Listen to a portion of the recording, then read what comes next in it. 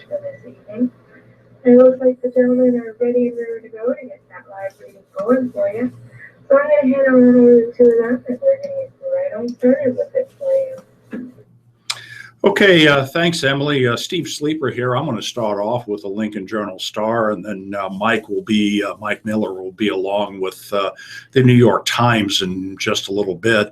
This is Dateline Washington from the front page of the Journal-Star.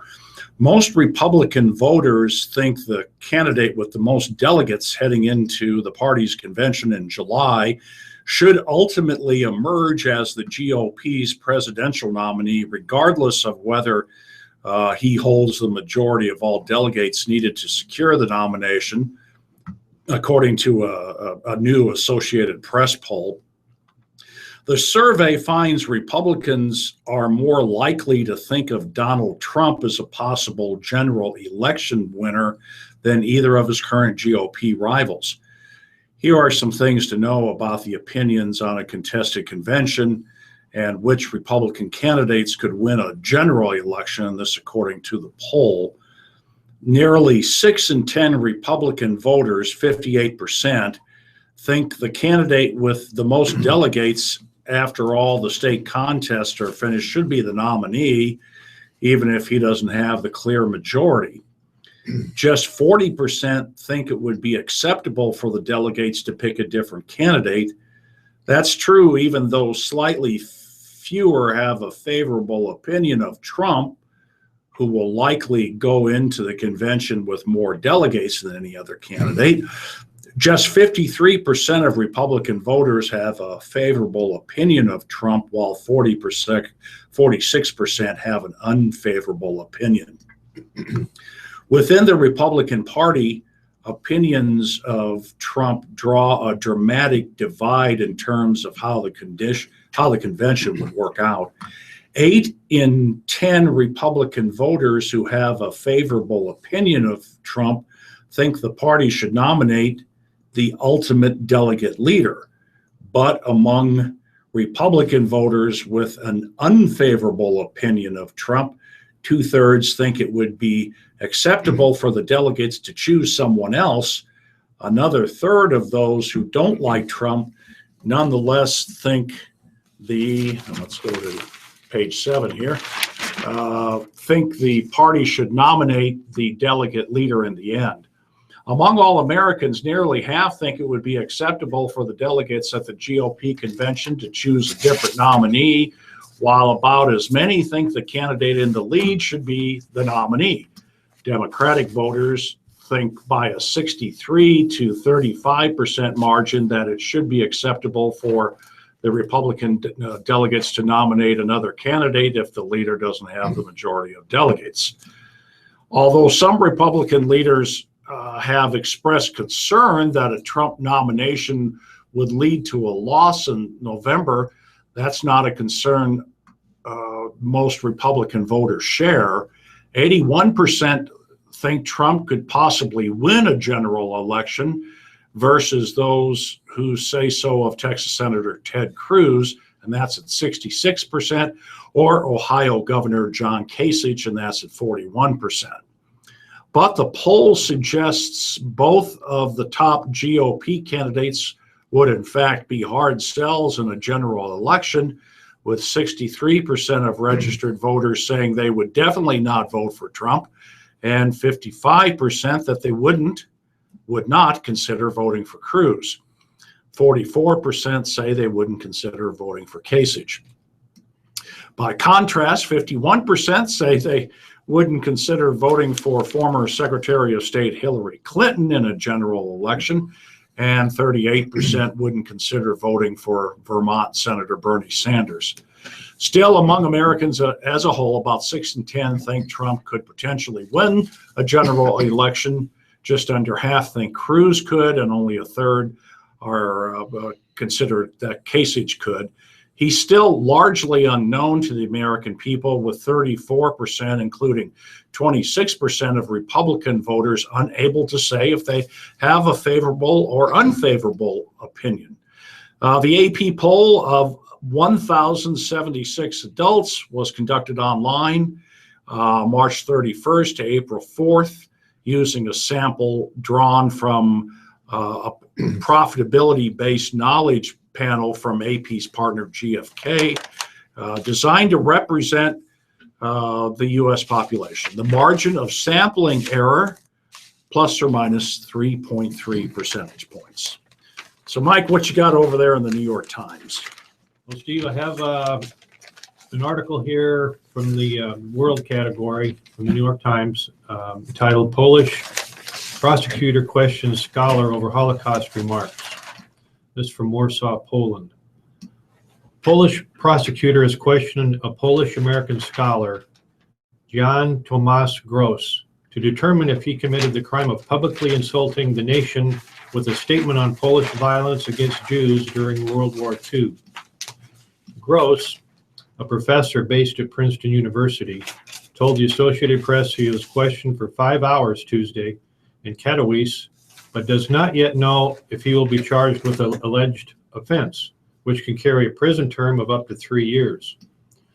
Poland's case against Gross, which also involves a presidential threat to strip him of a state honor, has raised questions about the conservative leadership's commitment to the freedom of scholarship. Law and Justice, a conservative and nationalist party that controls both the presidency and parliament, is also centralizing power in a way that has raised concerns about its commitment to democracy more broadly.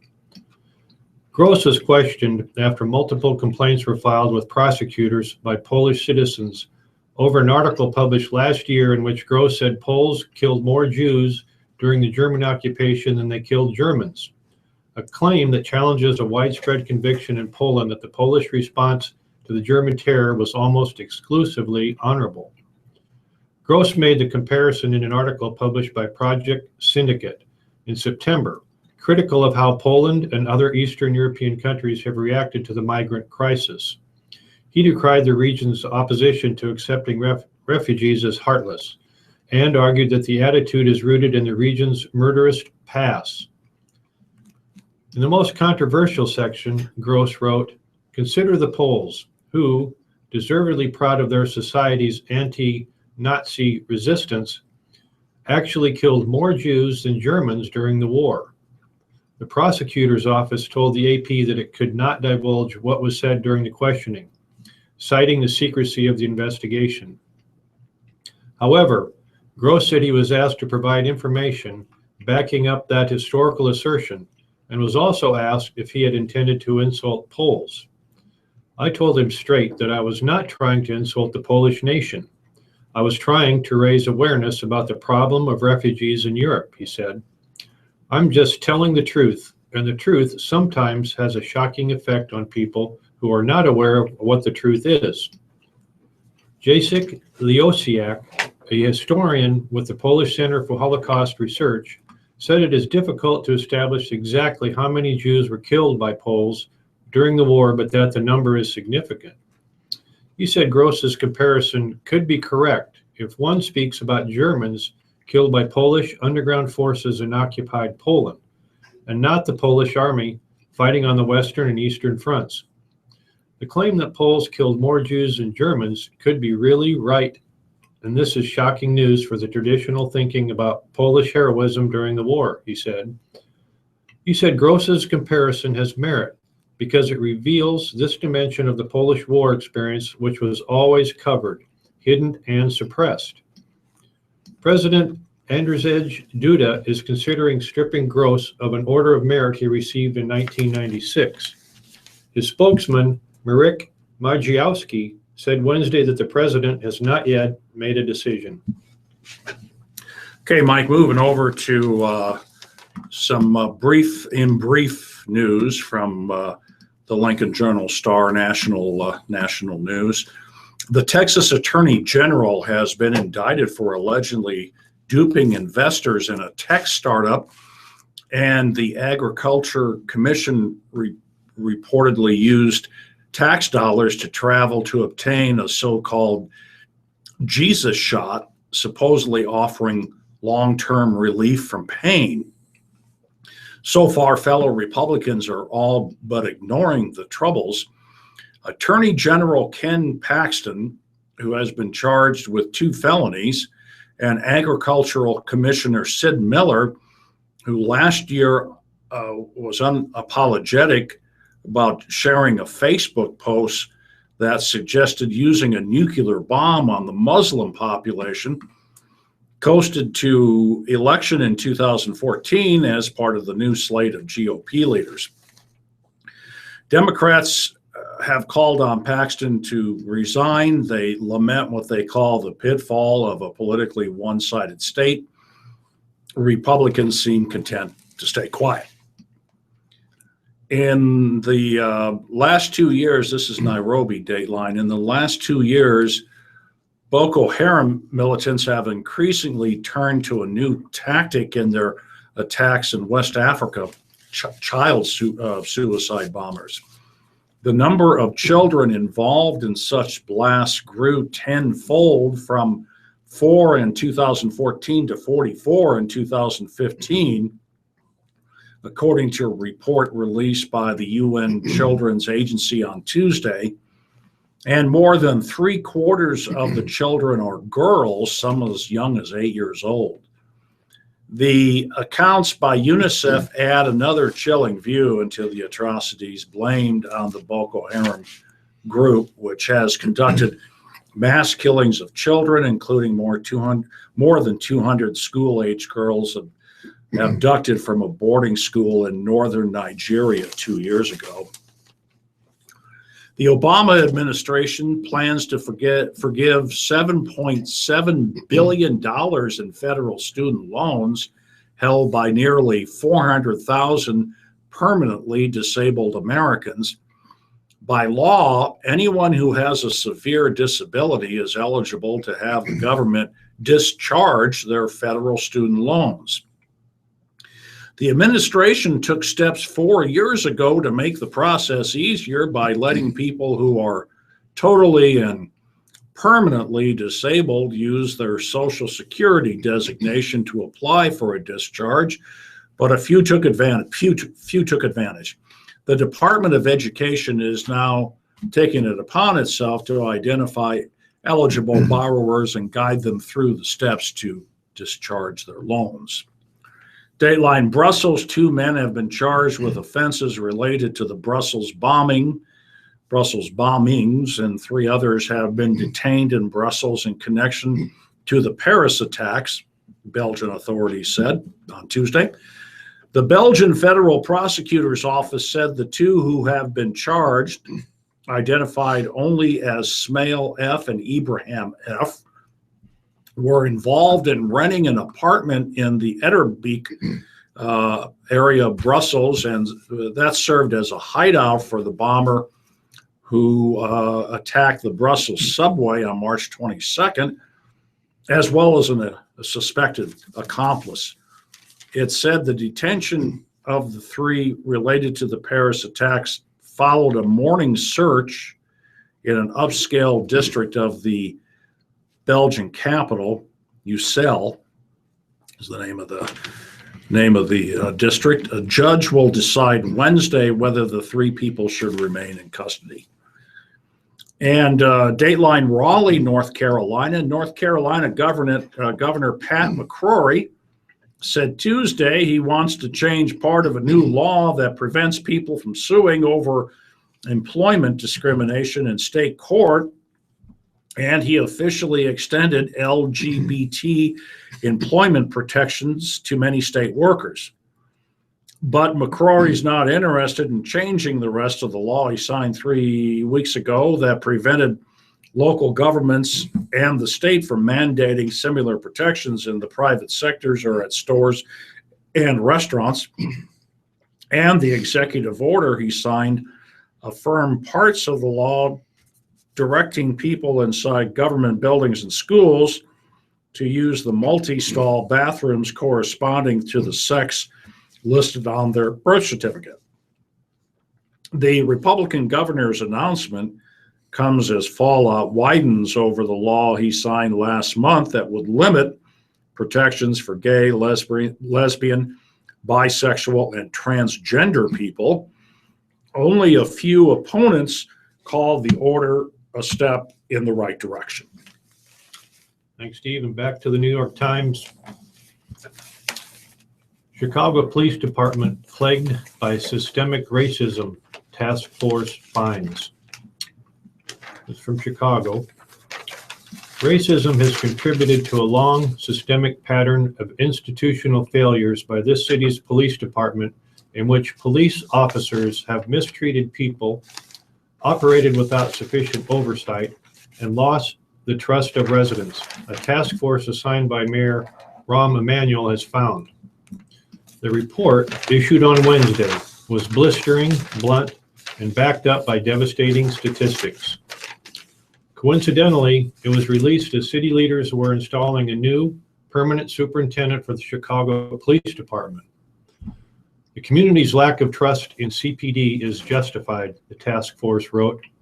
There is substantial evidence that people of color, particularly African Americans, have had disproportionately negative experiences with the police over an extended period of time. The report gives validation to complaints made for years by African American residents here who have said they were unfairly targeted by officers without justification on a regular basis. It raises the pressure on Mr. Emanuel and other Chicago leaders to make significant changes at a pivotal time for the nation's second largest municipal police force, which has been under intense fire from residents and under scrutiny from the federal authorities. It includes more than 100 recommendations for change. The task force amassed data that shows the extent to which African Americans appear to have been targeted.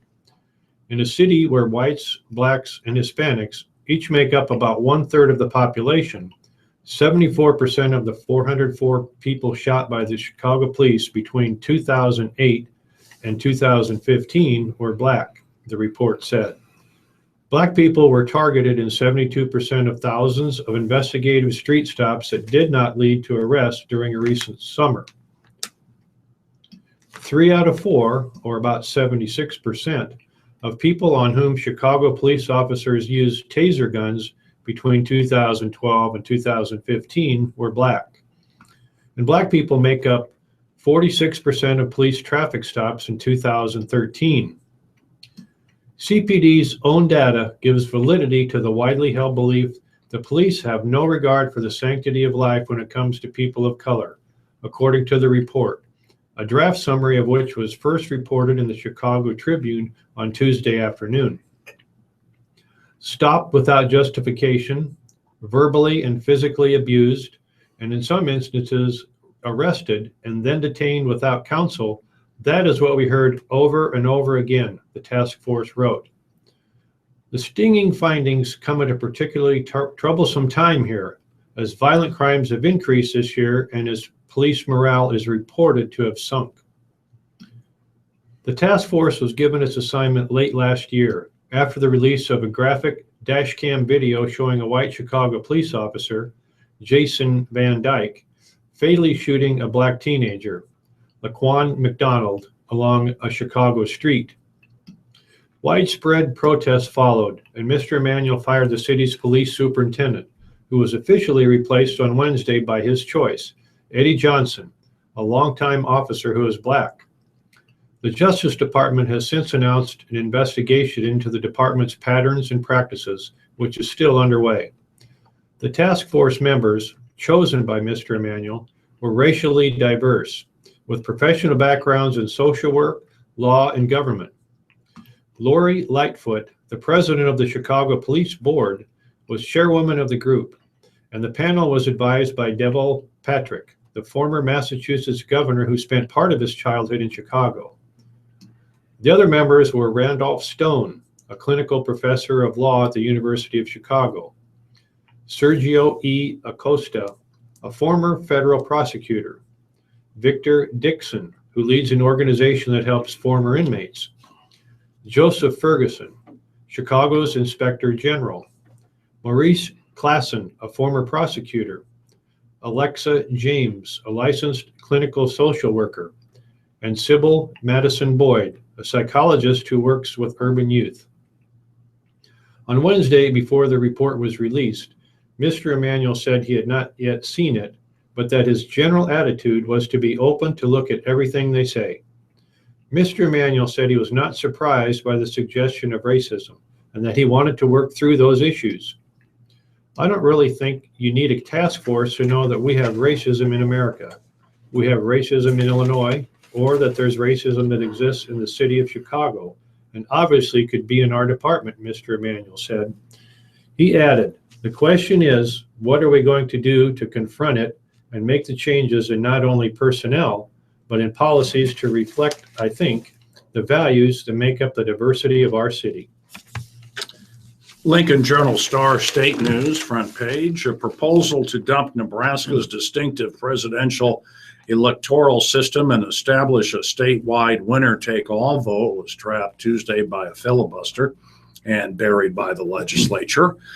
A motive to invoke cloture and bring an end to legislative debate fell one senator short of the 33 votes required to proceed with the bill, failing on a 32-17 count. Senators Tommy Garrett of Bellevue and Bob Christ of Omaha switched from their support for a cloture motion a week ago that had allowed LB 10 to proceed to a final vote this week.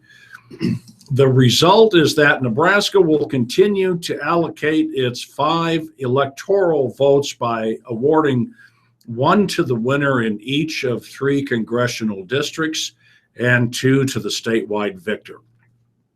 That means Metropolitan Omaha's 2nd congressional district will be in play again this presidential election year.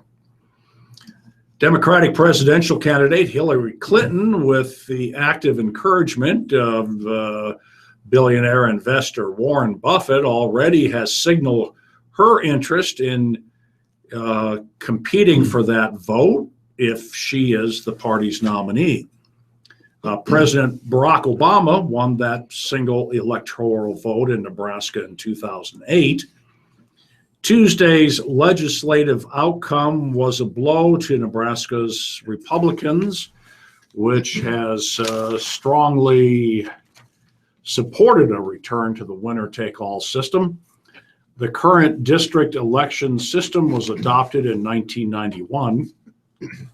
4 members of the nonpartisan legislature, who are registered Republicans, voted against cloture. In addition to Garrett and Chris, they include Senator Kathy Campbell of Lincoln and Senator Paul Schumacher of Columbus. My heart has never been with the bill, Garrett said after the legislature adjourned for the day. I think Nebraska is doing it right. Don't come to me with your electoral vote politics, Garrett said, especially not after conservative senators scuttled his own bill last week to legalize the use of medical marijuana. Also from the front page of the World Herald, lawmakers have approved a $450 million infrastructure bank intended to speed work on Nebraska's expressway system and other major highway projects. The measure, sponsored by Senator Jim Smith of Papillion, passed Tuesday on a 48-0 vote. It's great to see the state supporting infrastructure because that's vital to business, said Dirk Peterson, general manager of Nucor Steel in Norfolk. The Nebraska Department of Roads hasn't said which projects will be funded through the infrastructure bank, but the agency has been lobbied heavily by groups pushing to widen 275 into a 4-lane highway east of Norfolk. The bill, LB 960, allows the state to tap into as much as $50 million for the infrastructure. Let's see, where's the rest of that? It is page 82, roads, okay. The infrastructure bank from its rainy day fund. It also earmarks $40 million over the next 17 years from the gas tax increase lawmakers approved last year. Some of that money would go toward funding local bridge repair and other non-highway transportation projects. The bill also allows the roads department to use different bidding processes with the goal of completing projects faster. Smith, who also championed the gas tax bill, called the vote a great finale to 2 years of work on roads funding. I think this is going to be a great shot in the arm for Nebraska, he said. Other measures given final approval by lawmakers on Tuesday, the 58th day of the 60-day session, included a school spending bill, breast cancer awareness plates, state patrol retirement, next generation 911, problem-solving courts, public guardians for senior adults. There's been an issue with exploitation, disabilities advisory committee, and foster child normalcy. Thanks, Steve. And back to the New York Times.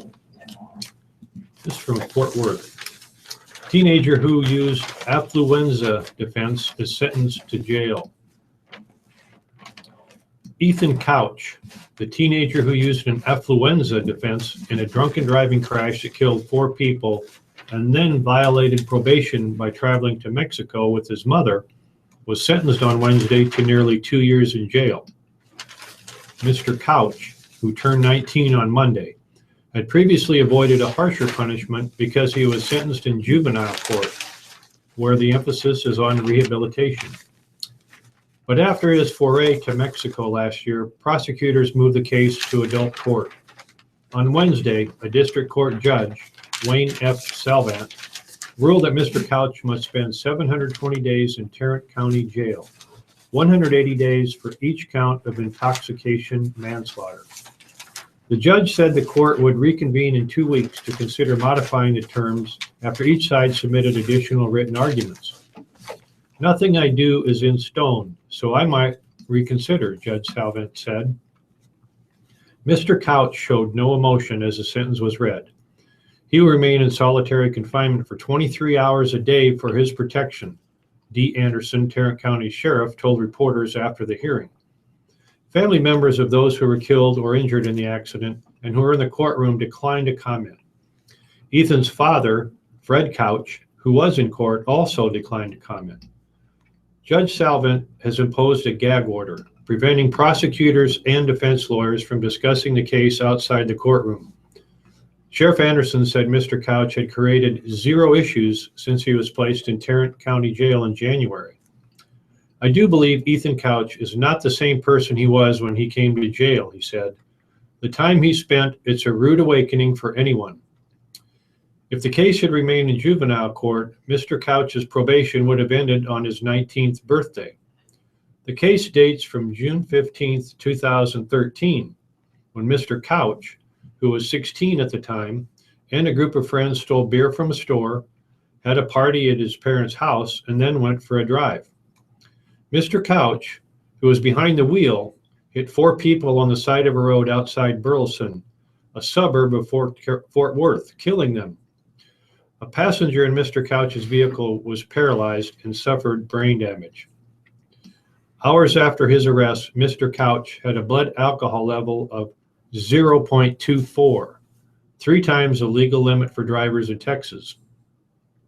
Mr. Couch's case received widespread attention after a defense witness argued that Mr. Couch suffered from affluenza, a term used to describe psychological problems that can afflict children of privilege. A juvenile court judge, Gene Boyd, subsequently declined to give him the punishment sought by Tarrant County prosecutors, which was 20 years in prison, and ordered him to be placed in a long-term treatment facility while on 10-year probation. The decision angered the families of those Mr. Couch killed and injured. Others questioned whether a teenager with a less affluent background who have received similar leniency. In December, prosecutors began investigating whether Mr. Couch had violated his probation after a video posted online appeared to show him at a party where alcohol was being consumed. Then Mr. Couch vanished. He later turned up with his mother, Tanya Couch, in Puerto Vallarta, Mexico, where they were arrested. Ms. Couch has been charged with hindering apprehension. Because he had fled, Mr. Couch was placed in juvenile detention after being brought back to Texas. But prosecutors did not pursue a specific penalty in juvenile court for a probation violation because Mr. Couch would have aged out of the system once he turned 19. Instead, Mr. Couch's case was moved to adult court, which led to Wednesday's hearing. Once he serves his jail sentence, Mr. Couch will have probation conditions similar to those imposed on him when he was a juvenile, Judge Salvant said on Wednesday. Under the conditions, he will be prohibited from leaving the Fort Worth area without approval from probation or court officials. Mr. Couch will not be allowed to drive or to consume alcohol and must look for a job. Judge Salvant said that Mr. Couch would also be required to perform community service, but he had not yet determined how many hours a teenager should perform. Okay, at a glance, regional news from the Lincoln Journal-Star, Dateline North Platte. A 37-year-old Colorado man has been given 1 to 3 years in a Nebraska prison for stealing 2 all-terrain vehicles and a trailer from the Lincoln County Sheriff's Department. Richard Keith of Evans was sentenced Monday in Lincoln County District Court and given credit for 235 days already served. He pleaded no contest March 21st to a felony theft charge after prosecutors dropped a misdemeanor charge of criminal mischief. The sheriff's office said the ATVs and a trailer were taken from a county roads department lot in North Platte in July and recovered in August in the Greeley, Colorado area. Dateline Grand Island, a school superintendent has been arrested in south central Nebraska's Hall County. The Hall County Sheriff's Office said 46-year-old Brian Renninger was arrested Sunday. He's accused of hitting and choking a woman as they drove in rural Hall County. He faces charges for assault, threats, and other crimes. Online jail records say Renninger remained in custody Tuesday, pending $50,000 bail. Online court records don't list the name of the attorney who could be contacted to comment on Renninger's behalf. Renninger is superintendent of Shelton Public Schools. School Board President Russell Mulbach says the district is working with law enforcement officials and the district's attorney, but declined to comment further. Dateline Blue Hill. Authorities say Blue Hill Community School in south central Nebraska was locked down because a man had threatened to shoot city council members and school children. The lockdown ended after the man was arrested without incident about 10:40 a.m. Monday. Court records say 47-year-old Michael Head is charged with felony terroristic threats. Records say Head remained in Webster County Jail on Tuesday, pending $500,000 bail. Authorities say Head made the threats at a bar Friday as he expressed his anger about Blue Hill officials taking 3 dogs from him after declaring them dangerous in 2012. An arrest affidavit said Head threatened to target the children because some kids had lied about being bitten by his dogs. Dateline Hastings. Officials say the governor still will appear at Hastings College next month, despite some dissatisfaction with his selection as a commencement speaker.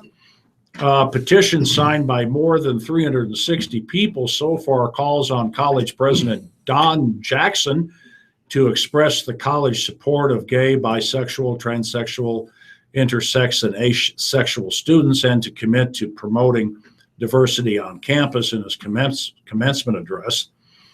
The petition drive began after it was announced last week that Governor Pete Ricketts would speak at the May 14th ceremonies. Jackson said some members of the campus community don't agree with Ricketts.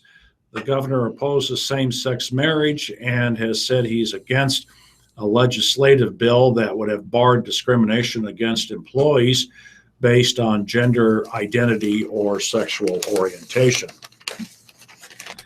And weather permitting, construction is set to begin this week on Interstate 180 between Fletcher Avenue and Adams Street in Lincoln, according to the Nebraska Department of Roads. The work includes concrete pavement, repair, removing, and replacing 2 inches of concrete and rumble strip installation, and will be done between the hours of 7 p.m. and 6 a.m. with completion expected in early July. Motorists can expect single-lane closings of both north and southbound traffic during those hours, and ramp closures are possible at Interstate 80 and the Superior Street interchanges. Thanks, Steve. And back to the New York Times. Zika causes birth defects. CDC officials confirm.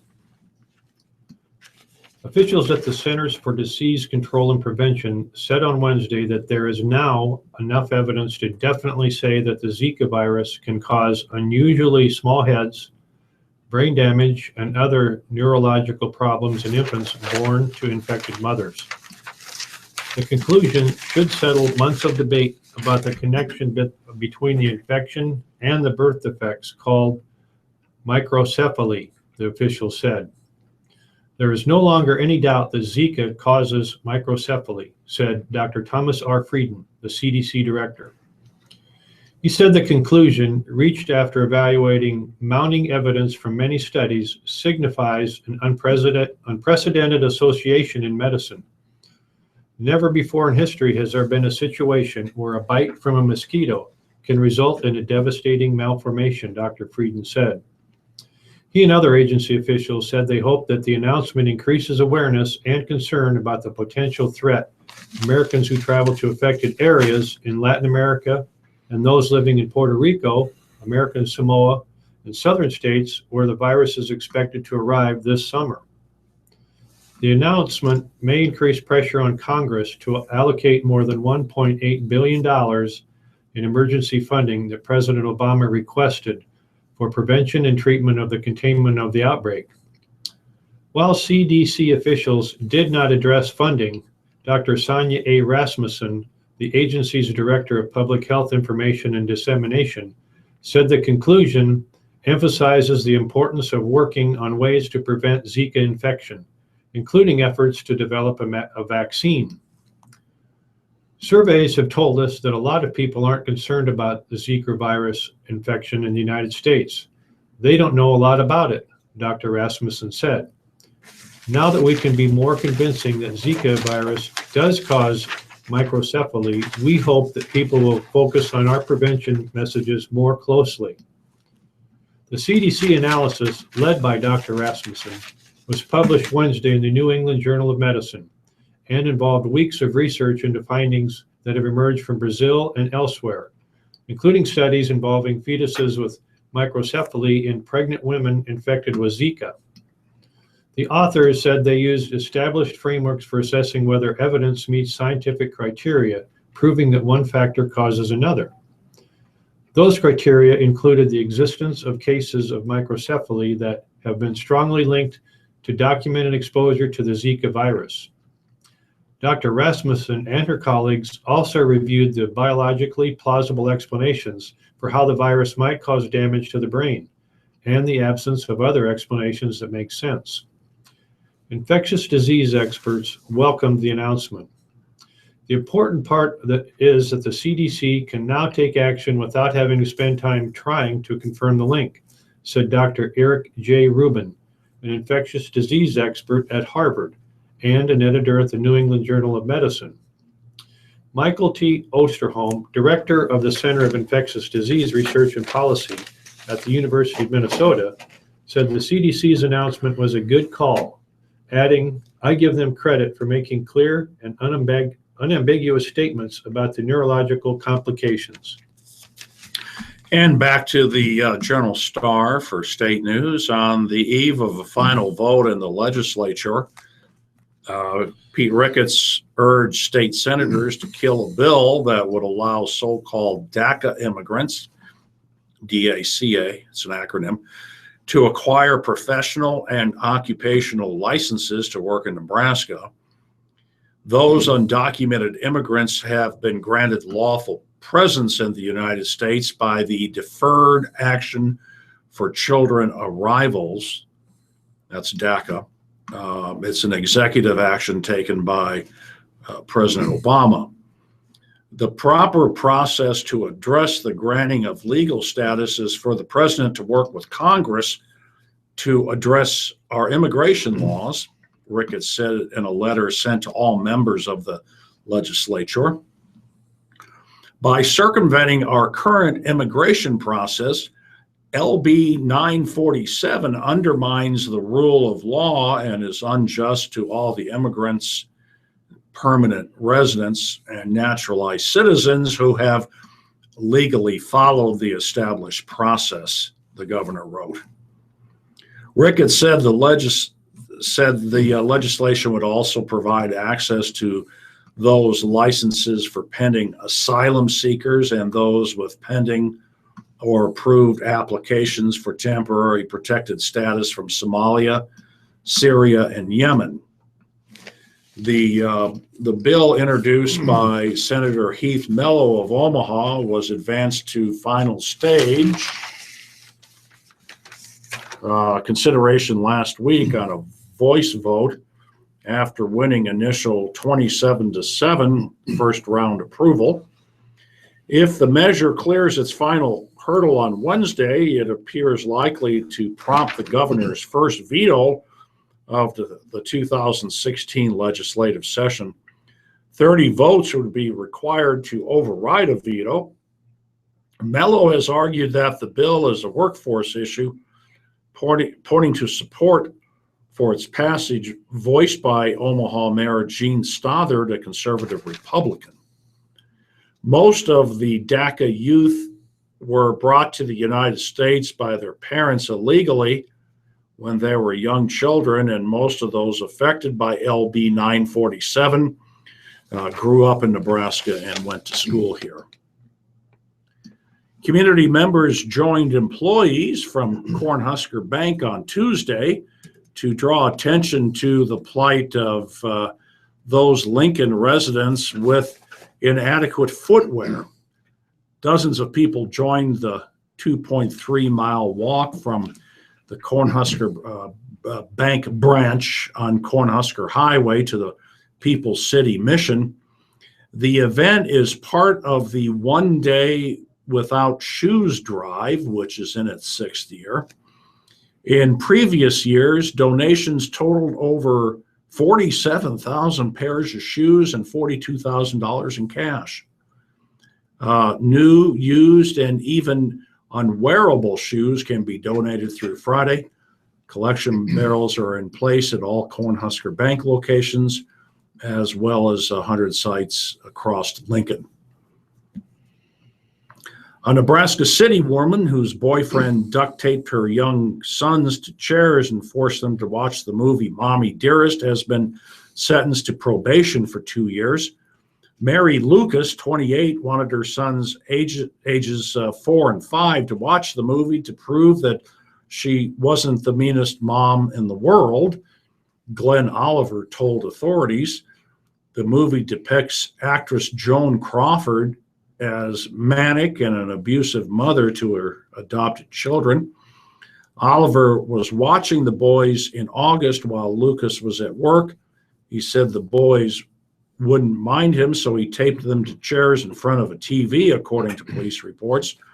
He pleaded guilty in February to 2 felony counts of intentional child abuse, and District Judge Jeffrey Funk sentenced them in March to 3 years in prison and credit for 178 days served. Lucas pleaded no contest to 2 misdemeanor counts of committing child abuse by negligence. Funk sentenced her Tuesday to 24 months probation and ordered her to pay court costs and complete 40 hours worth of community service. think we're on the same page, no pun intended, Mike. Maybe we should get into the obits because we got a lot. We'll get started on the obituaries, and we'll start with the Omaha World Herald.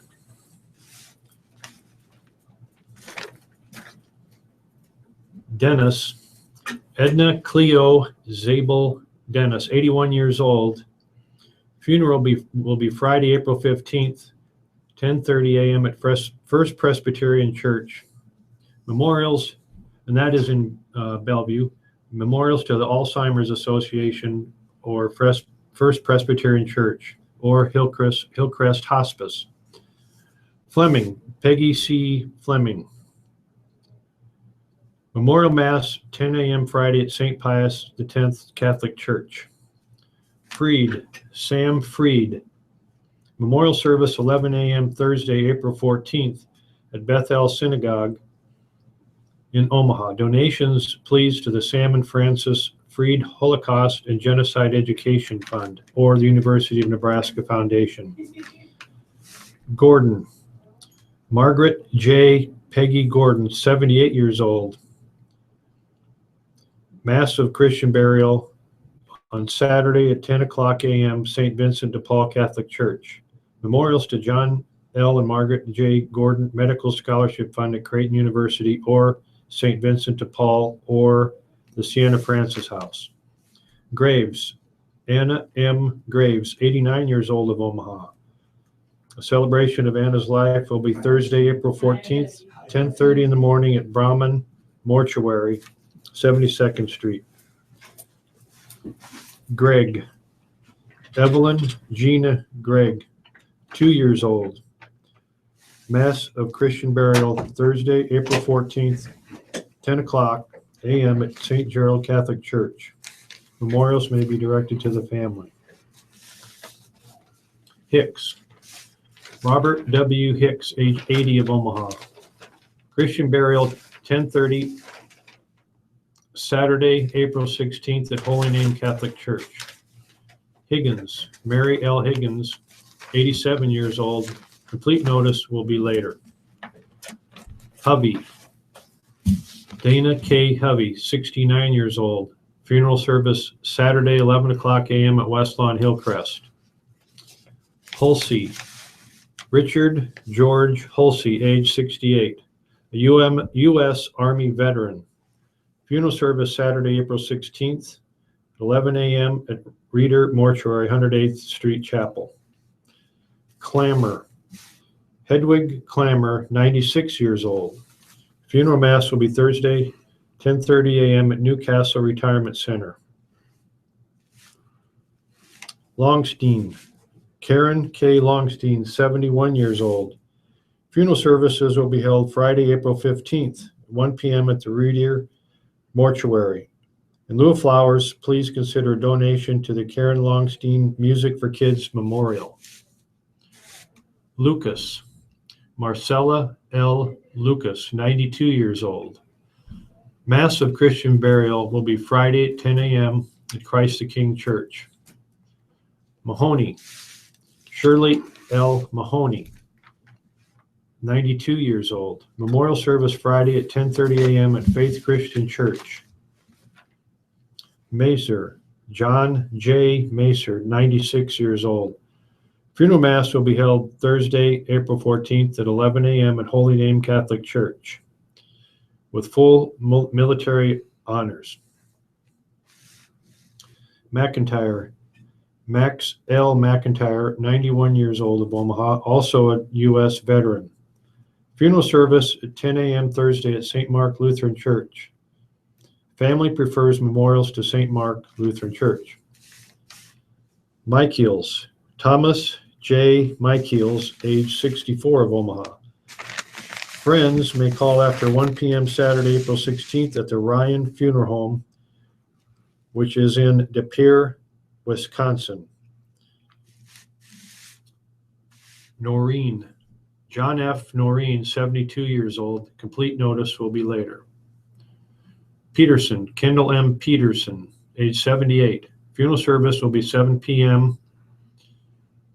with interment at 10:30 a.m. Saturday at Minden City Cemetery in Minden, Nebraska. Schiltz, Lawrence M. Schiltz, 75 years old. Services will be Thursday at 10 a.m. at Heafy Hoffman Dwar Cutler Mortuary. Schmitz, Robert C. Schmitz, 91 years old. Memorial services will be announced later. Schneiderman, Leonard Les Schneiderman, age 87. Memorial service at Temple Israel. Donations may be made to Temple Israel in New York, New York. Shunky, John L. Shunky, 80 years old, also a U.S. veteran. Funeral service 11 a.m. Friday, April 15th at Our Savior's Baptist Church in Elkhorn. Shada, Mark F. Shada, 60 years old.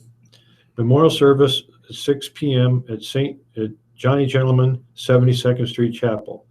Memorials to the family for later designation. Schidler, Richard E. Dick Schidler, 75 years old. Celebration of life is still pending. Memorial suggested to St. Jude Children's Research Hospital. Sims, Trudy M. Sims, 63 years old. Funeral services will be 1 p.m. Friday at the mortuary of Thomas Funeral Home. Stewart, James Elbert Stewart Jr., 88 years old, also a U.S. veteran. Funeral service 10 a.m. Friday, April 15th at the Westside Baptist Church. Stuvik, Virginia Ann Hine Stuvik, 78 years old, of Huntley, Illinois. Funeral services at 11 a.m. Saturday, April 16th at Nelson Boylan Lorette Funeral Home in Red Oak, Iowa. Sulentic, Peggy L. Sulentic, 47 years old. The family will receive friends on Friday from 11 a.m. to 1 p.m. with services at 1 p.m. at the Heafy Hoffman Dwar Cutler Mortuary. Tatro Foley, Viola J. Tatro Foley, 79 years old. Memorial service will be Friday at 10:30 a.m. at Springfield United Methodist Church. Memorials suggested to the Nebraska Humane Society or Springfield United Methodist Church. Van Horn, Russell E. Van Horn, 81 years old, also a veteran. Services in conjunction with memorial service for his daughter, Tammy, will be held on Saturday, April 16th at 11 a.m. at King of Kings Lutheran Church. Voss, Luann K. Voss, 54 years old. Memorial service, 11 a.m. at Fremont Presbyterian Church in Fremont, Nebraska. Walker, Danny Walker, age 57. Services will be in Pawnee City with services pending. Watson, Joan M. Watson, 83 years old. Funeral services 10:30 a.m. Thursday at St. Columkill Catholic Church. Welch, Rosemary J. Welch, 90 years old. Funeral services 10 a.m. Friday, April 15th at the Discovery Presbyterian Church in Omaha. Wilmarth, Kenneth L. Wilmarth, age 94, also a U.S. veteran, will be a private family burial. And finally, Zabel, Esther L. Zabel, 96 years old. Celebration of life will be 11 a.m. Thursday, April 14th at the Emmanuel Lutheran Church.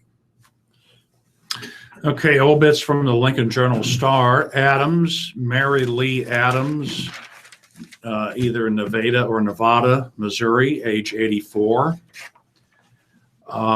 Barry, Jean Holly Barry, 86, of Lincoln. Memorial services 2 p.m. Thursday at St. Matthew's Episcopal Church in Lincoln. Bruce, Ann E. Bruce, age 74. Roper and Sons, visitation hours on Saturday and 2 p.m. memorial service. In lieu of flowers, please make donations in Ann's honor to the Friendship Home of Lincoln. Carol, Angeline M. Carroll of Fairbury, age 104. Cooper, John William Cooper, 66, of Beatrice. Funeral is going to be 10:30 a.m. Friday at Holy Cross Lutheran Church in Beatrice. Frank Doris M. Frank, age 85.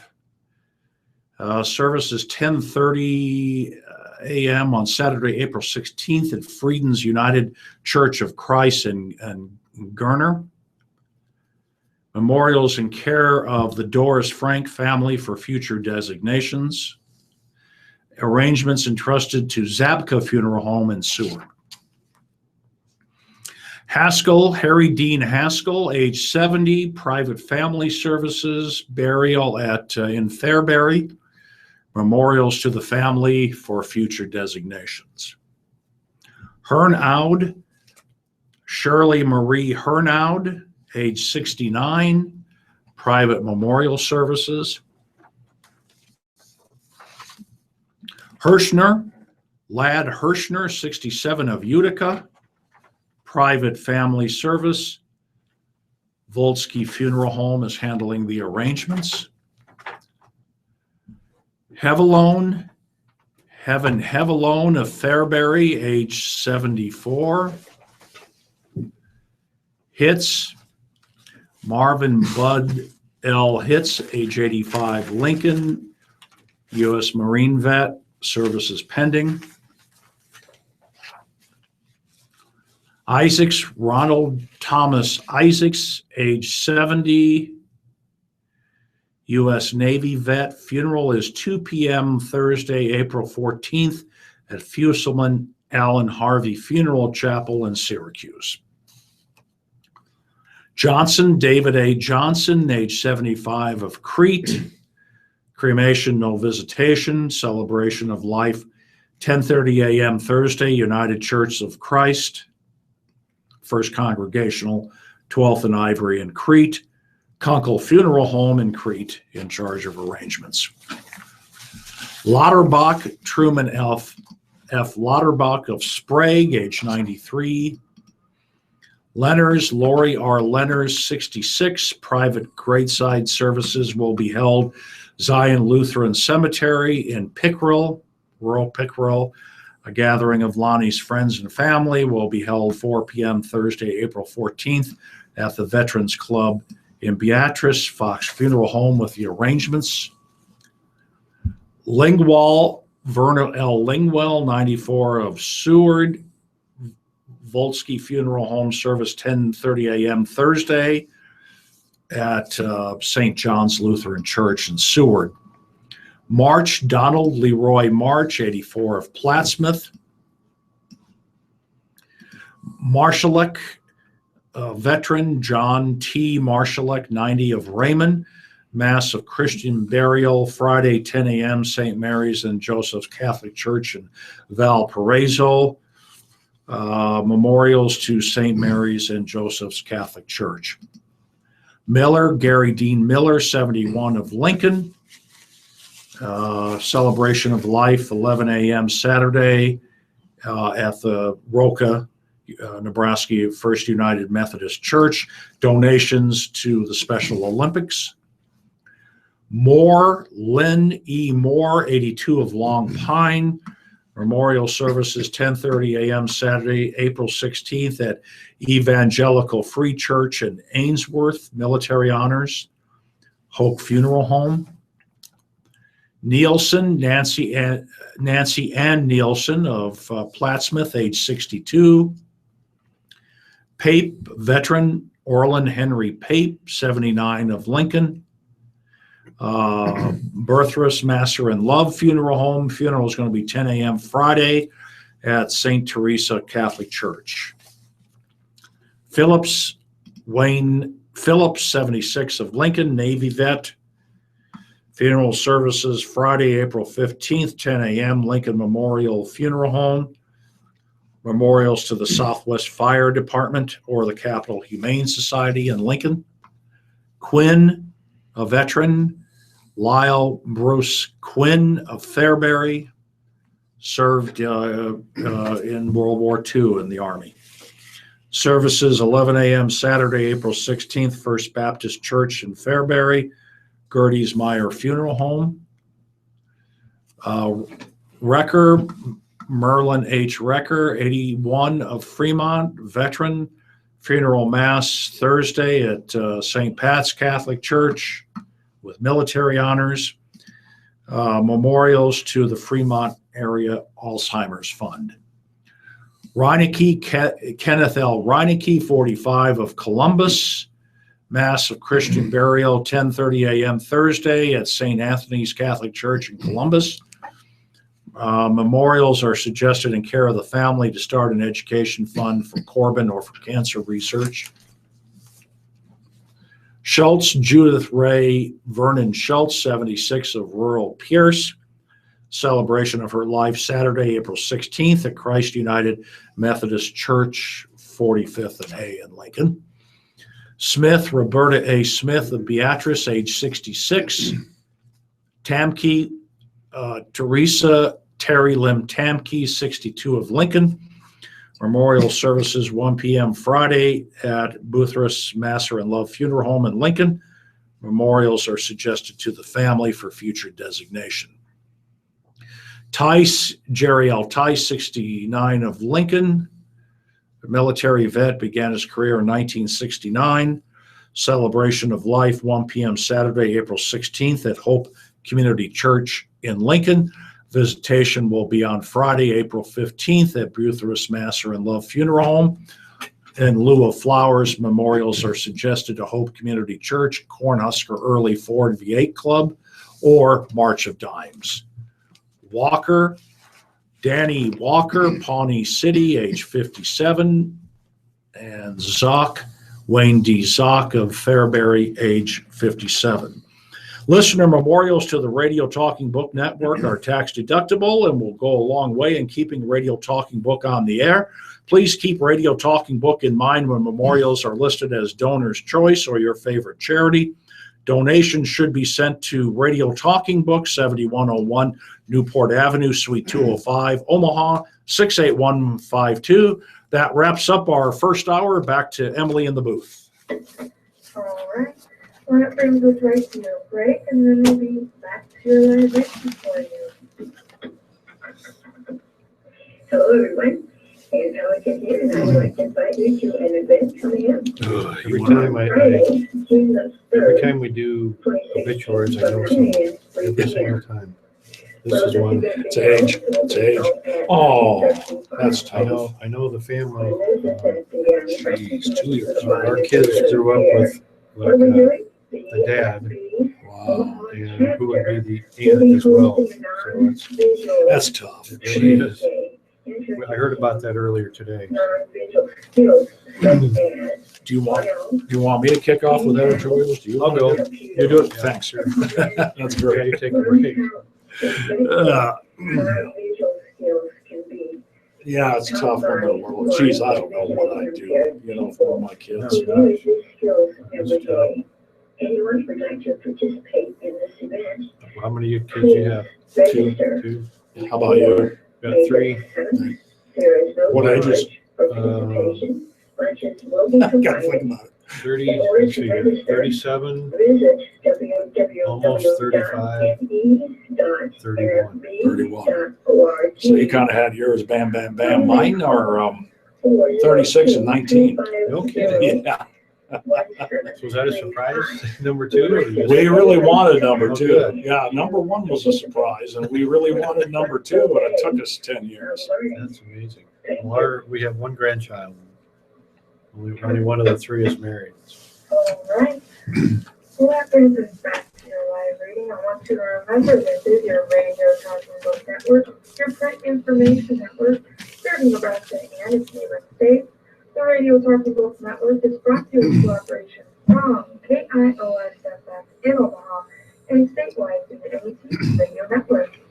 Well, since we're back from our break, I'm going to hand you on over to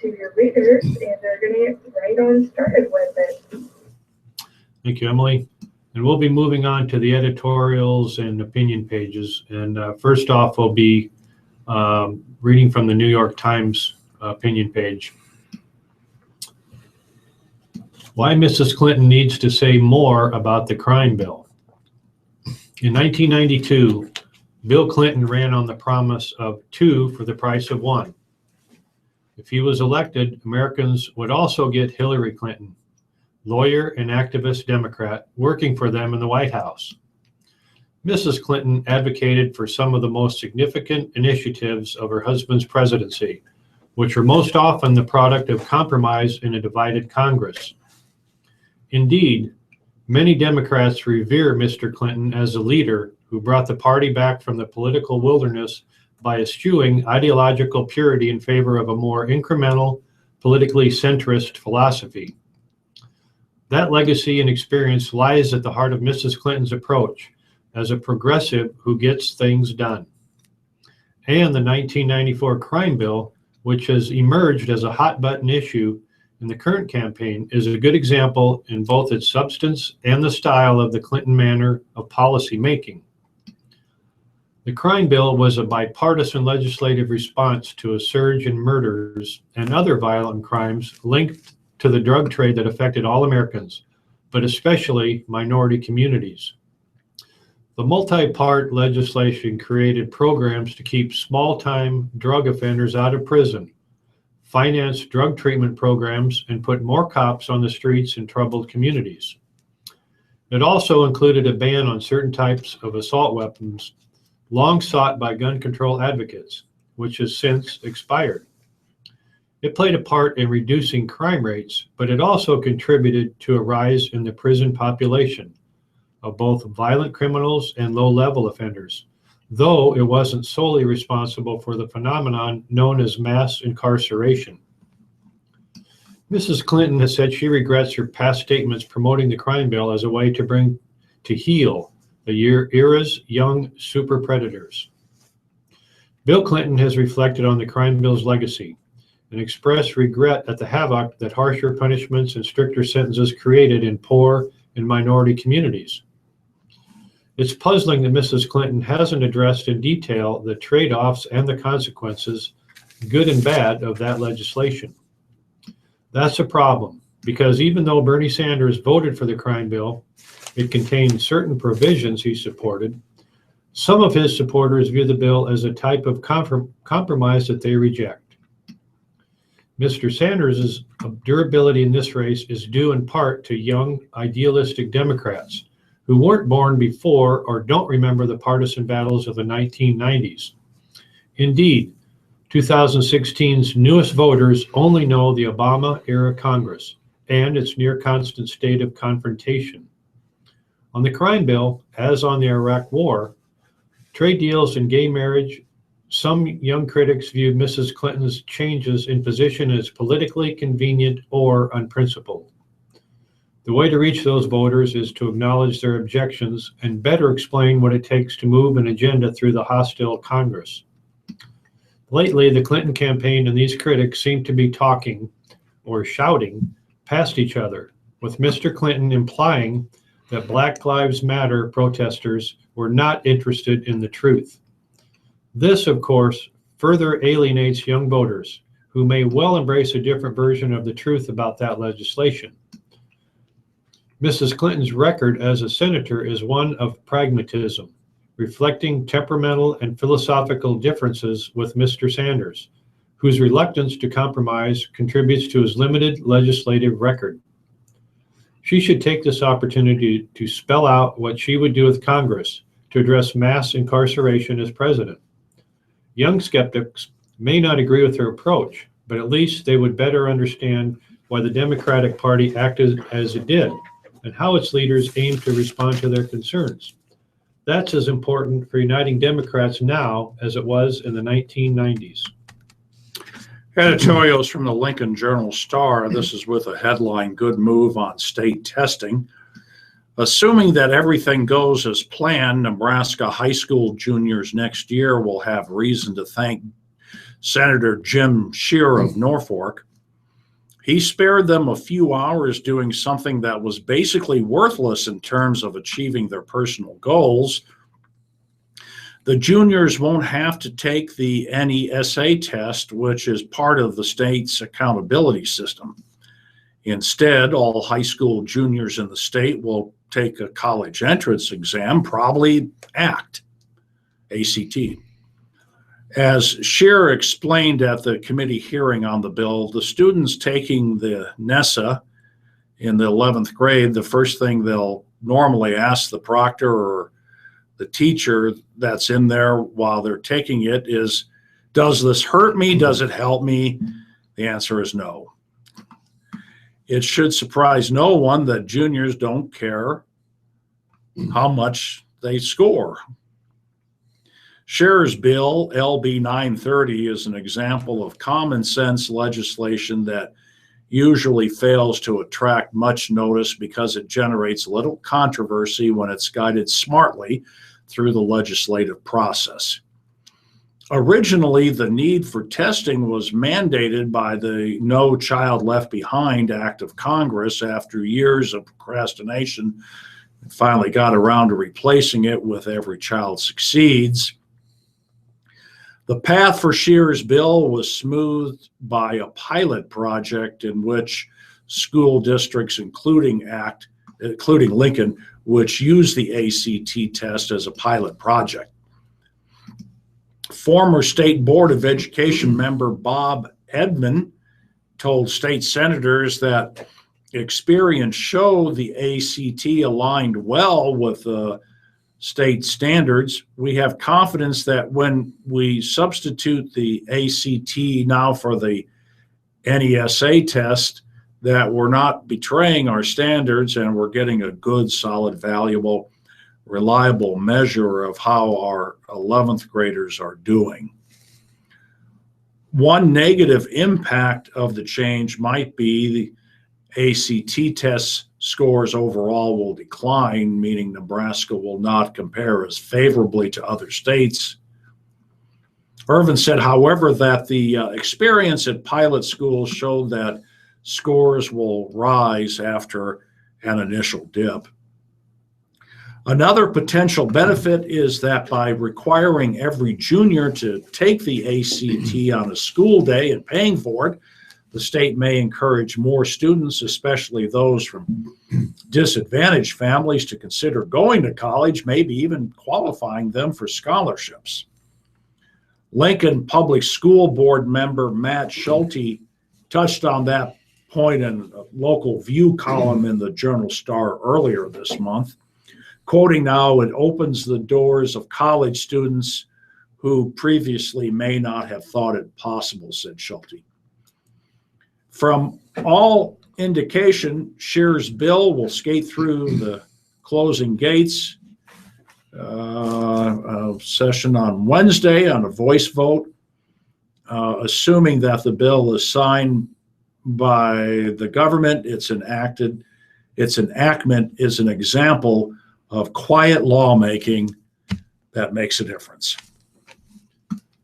Thank you, Steve. And back to the New York Times. This is an editorial by Stephen Ratner. By opposing Obama, the Republicans created Trump.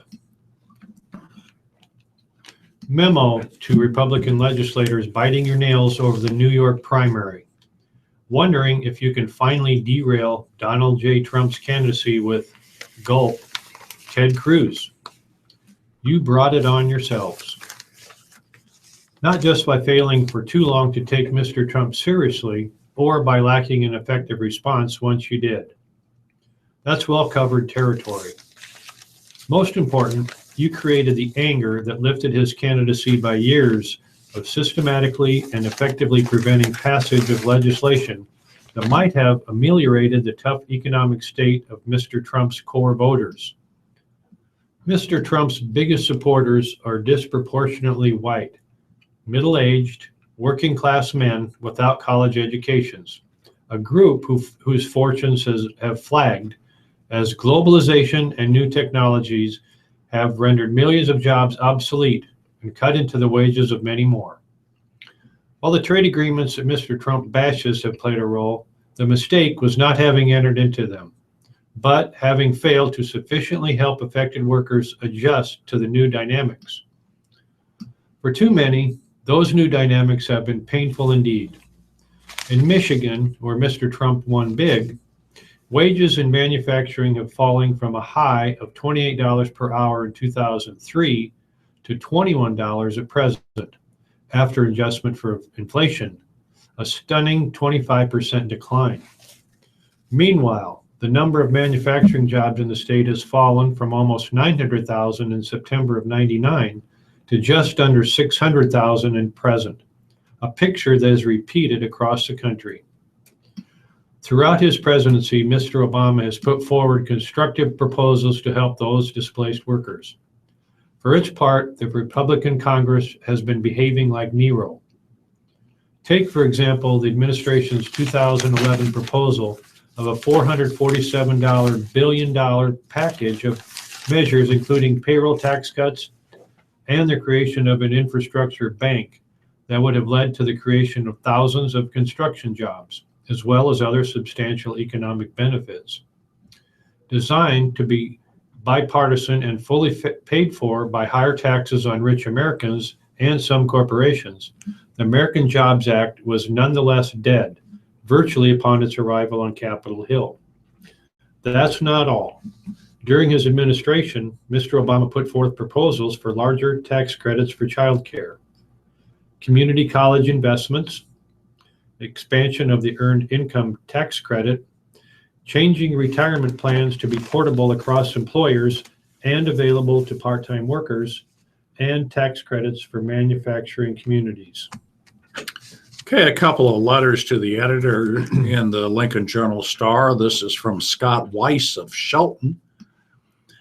Attention on corporate scandals is the headline. In the past few weeks, scandals have broken out over two foreign companies, Unaoil and Mossack Fonseca, one an energy consulting firm based in Monaco, and another a Panamanian law firm. I personally have been almost floored by the sheer apathy in the U.S. regarding these scandals.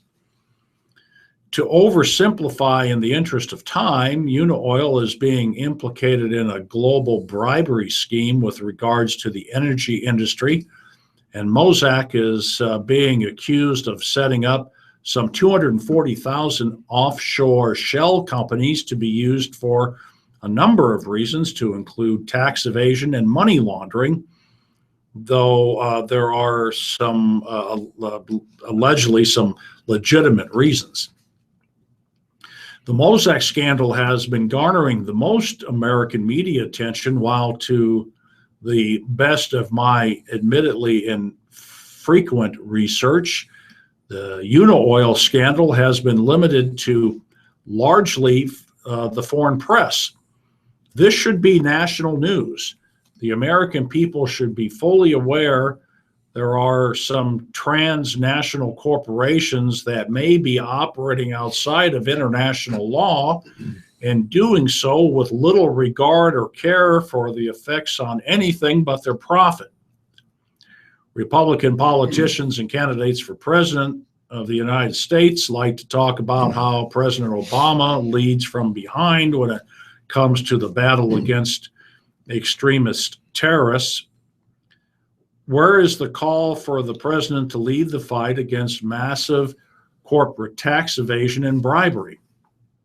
Where is the call to lead the fight against business practices that are at best amoral and at worst detrimental to the safety and security of the world? I'm not holding my breath on this one. And again, letter to the editor from Scott Weiss of Sheldon. Next one is from Neil Nicholas of Lincoln, headline basketball tragedy.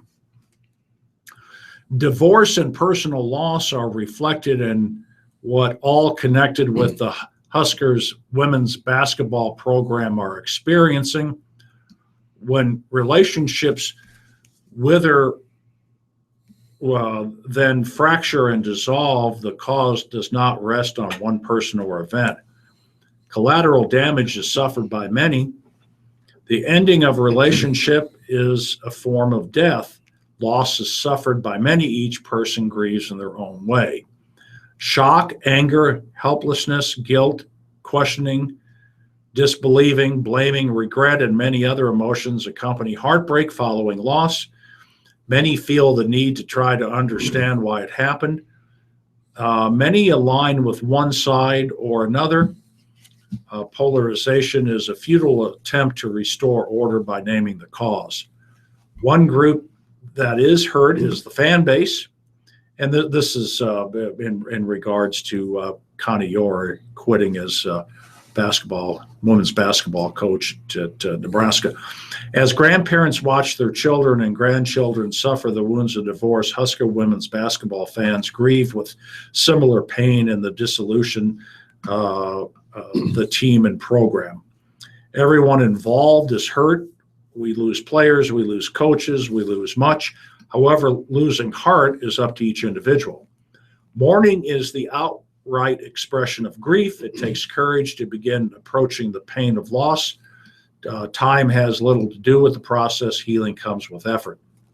I am grieving for my team, the players, coaches, and staff, ex-players, broadcasters, and fellow fans. While there is never a recovery from grief, there can be resolve to continue on, accept what has happened as history, continue support, and reconstruct love for the new era of Huskers and Amy Williams. I wish them the best of luck. Again, letter to the editor from Neil Nicholas of Lincoln. And one final editorial from the New York Times, from their editorial board. From Hiroshima to a nuke-free world. What Secretary of State John Kerry called his gut-wrenching visit to the Hiroshima War Memorial on Monday served several purposes. As the highest-ranking official in an American administration ever to visit the site, he paid respects to the victims of one of the most devastating acts of World War II and reflected on how Japan and the United States have forged a strong alliance over the past 70 years.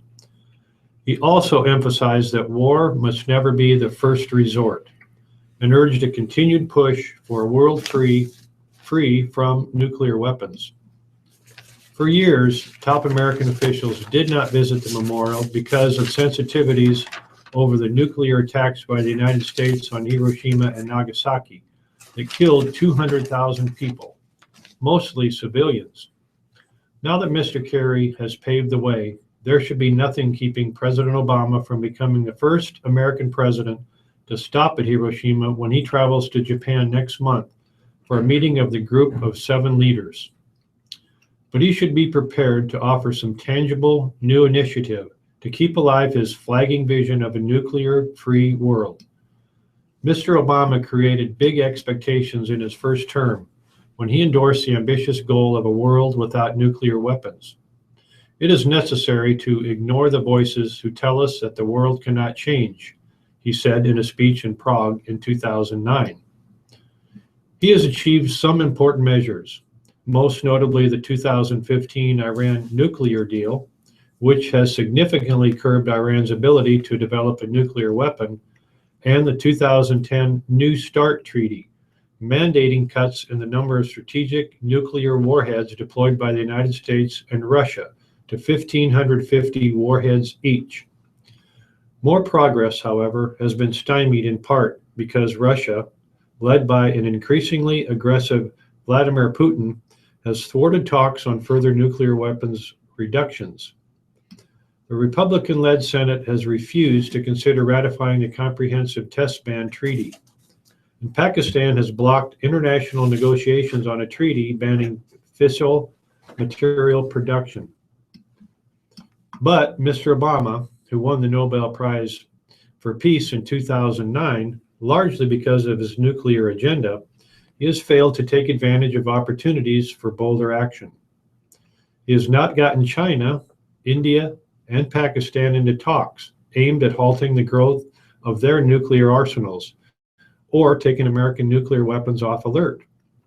His support for a $1 trillion program to replace America's aging nuclear weapons severely undercuts his lofty words about a world without nuclear weapons.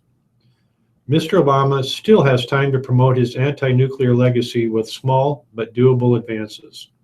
He should cancel the new air-launched nuclear-armed cruise missile. He should work to persuade the United Nations Security Council to endorse a nuclear test moratorium that all countries but North Korea observe, even though the test ban treaty has never formally taken effect, and push to have the United Nations organization that monitors testing to be made permanent. If President Obama does visit Hiroshima, he needs to make it count. Okay, let's move on to the food section of the Lincoln Journal-Star, and this is an article that is in every Wednesday's paper. It's called Holidays for Our Taste Buds. Each week, the Lincoln Journal-Star will bring you a list of the upcoming holidays dedicated to the foods we eat or need to try. And here's the holiday fare for April 13th through the 19th. April 13th is National Peach Cobbler Day. U.S. cobbler history dates back to the colonial times when cooks without brick ovens made grunts and slumps, as cobblers were sometimes called, in pots over an open fire. According to the Oxford Encyclopedia of Food and Drink in America, Volume 2, the Georgia Peach Council created Peach Cobbler Day in the 50s to sell canned peaches, according to Foodimentary.com. April 14th, National Pecan Day. Talk about a versatile nut. Pecans come in 5 sizes, ranging from midget to mammoth, and there are more than 1,000 pecan varieties, many of them named after native tribes. About 80% of the world's pecan crop is grown in the U.S., according to ilovepecans.org. April 15th is National Glazed Ham Day. Let's ham it up with some trivia. The Hormel Company of Austin, Minnesota sold the first canned ham in 1926. Ham is the most popular meat for in-home sandwich lunches. And this tidbit from Foodimentary.com, pigs scratch themselves with their right legs, building up muscle and making the meat tougher. When given a choice, ask for the left leg. Okay. April 16th, National Eggs Benedict Day, according to legend and a 1942 New Yorker magazine article. A hungover Wall Street broker was the creator of the breakfast meal. In 1894, Lemuel Benedict ordered some buttered toast, crisp bacon, 2 poached eggs, and a hooker of hollandaise sauce at New York's Waldorf Hotel to nurse his hangover. His cure so impressed the chef that he put the dish on his breakfast and luncheon menus, substituting Canadian bacon for the bacon and an English muffin for the bread. April 17th, National Cheese Ball Day. In the 1800s, Elder John Leland of the Baptist community of Cheshire, Massachusetts, crafted a 1,235-pound cheese ball using donated milk from 900 cows. He transported the mammoth cheese by wagon to the White House, where he rolled it across the lawn and served it to President Thomas Jefferson in appreciation for religious liberty, according to culturecheesemag.com. April 18th, National Animal Crackers Day. The English called them animal biscuits. In 1902, Barnum's animal crackers debuted in the U.S., selling them for a nickel a box. The string on the box was so it could be hung from a Christmas tree as an ornament. 37 animals have graced the crackers. The newest addition, the koala, was added in 2002. April 19th, National Garlic Day. For more than 6,000 years, people have seasoned their food with garlic. It's said that the Egyptians fed garlic to workers building the Great Pyramid of Giza because they believe it boosted their stamina. In the Middle Ages, Europeans ate whole cloves of garlic to fight off the plague known as the Black Death. Today, the average person consumes 2 pounds of garlic in a year, roughly 302 cloves, according to mentalfloss.com. Thanks, Steve. Back to the New York Times. A decades-old study rediscovered challenges advice on saturated fat. A 4 decades-old study recently discovered in a dusty basement has raised new questions about long-standing dietary advice and the perils of saturated fat in the American diet. The research, known as the Minnesota Coronary Experiment, was a major controlled clinical trial conducted from 1968 to 1973, which studied the diets of more than 9,000 people at state mental hospitals and a nursing home. During the study, which was paid for by the National Heart, Lung, and Blood Institute and led by Dr. Ivan France Jr. of the University of Minnesota Medical School, researchers were able to tightly regulate the diets of the institutionalized study subjects. Half of those subjects were fed meals rich in saturated fats from milk, cheese, and beef. The remaining group ate a diet in which much of the saturated fat was removed and replaced with corn oil, an unsaturated fat that is common in many processed foods today. The study was intended to show that removing the saturated fat from people's diets and replacing it with polyunsaturated fat from vegetable oils would protect them against heart disease and lower their mortality. So, what was the result? Despite being one of the largest controlled clinical dietary trials of its kind ever conducted, the data were never fully analyzed. Several years ago, Christopher E. Ramsden, a medical investigator at the National Institutes of Health, learned about the long overlooked study. Intrigued, he contacted the University of Minnesota in hopes of reviewing the unpublished data. Dr. France, who died in 2009, had been a prominent scientist at the university, where he studied the link between saturated fat and heart disease. One of his closest colleagues was Ansel Keys, an influential scientist whose research in the 1950s helped establish saturated fat as public health enemy number 1, prompting the federal government to recommend low-fat diets to the entire nation. My father definitely believed in reducing saturated fats, said Dr. France, the lead researcher's son and a cardiologist at the Mayo Clinic. We followed a relatively low-fat diet at home, and on Sundays or special occasions, we'd have bacon and eggs. The younger Dr. France made 3 trips to the family home, finally discovering the dusty box marked Minnesota Coronary Survey in his father's basement. He turned it over to Dr. Ramsden for analysis. The results were a surprise. Participants who ate a diet low in saturated fat and enriched with corn oil reduced their cholesterol by an average of 14%, compared with a change of just 1% in the control group. But the low saturated fat diet did not reduce mortality. In fact, the study found that the greater the drop in cholesterol, the higher the risk of death during the trial. The findings run counter to conventional dietary recommendations that advise a diet low in saturated fat to decrease heart risk. Current dietary guidelines call for Americans to replace saturated fat, which tends to raise cholesterol, with vegetable oils and other polyunsaturated fats, which lower cholesterol. While it is unclear why the trial data had not previously been fully analyzed, one possibility is that Dr. France and his colleagues faced resistance from medical journals at the time, when questioning the link between saturated fat and disease was deeply unpopular. It could be that they tried to publish all of their results, but had a hard time getting them published, said Daisy Zamora, an author of a new study and a research scientist at the University of North Carolina.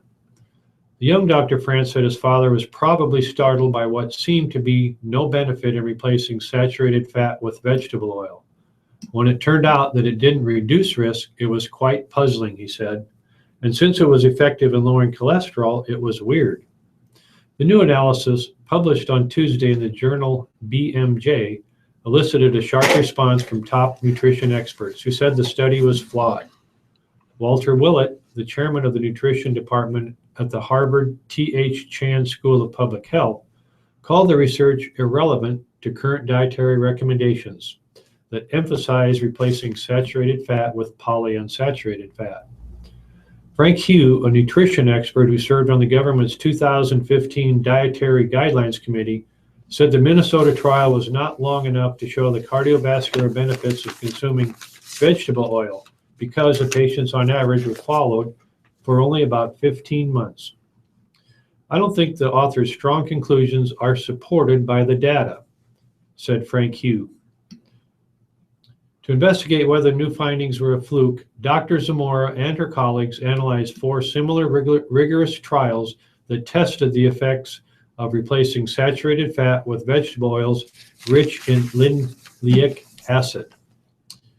Those 2 failed to show any reduction in mortality from heart disease. One would expect that the more you lowered cholesterol, the better the outcome, said Dr. Ramsden.